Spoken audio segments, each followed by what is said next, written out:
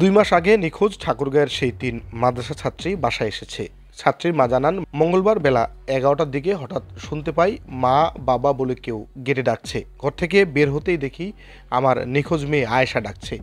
তবে তাদের হাতে কিছুই ছিল না, খালি পায়ে এসেছে। কোথায় ছিল, কিভাবে এলো তারা কিছুই বলতে পারছে না। মেয়েটা কিছুটা মানসিকভাবে ভীত ও কথা বলতে কষ্ট হচ্ছে।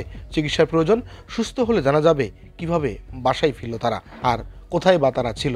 প্রিয় দেশবাসী, সবাই ভালো আছেন আশা করি। আমার বাচ্চা ফিরে আসছে, আমার বুকের বুকে ফিরে আসছে, এটুকুই ভাই। আর আমি কিছু বলতে পারবো না।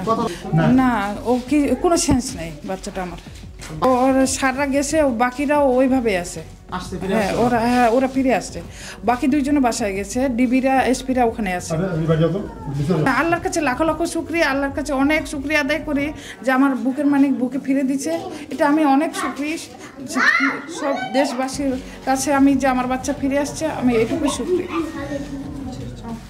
2 মাস আগে রাতে বেরিয়ে নিখোঁজ হয় ঠাকুরগাঁয়ের 3 মাদ্রাসা ছাত্রী। এ ঘটনায় সদর থানায় মামলা করে ভুক্তভোগী পরিবার 2 দফায় ডিসি ও এসপি অফিসে মেয়েদের খোঁজার জন্য কর্মসূচিও পালন করেছে অভিভাবকরা।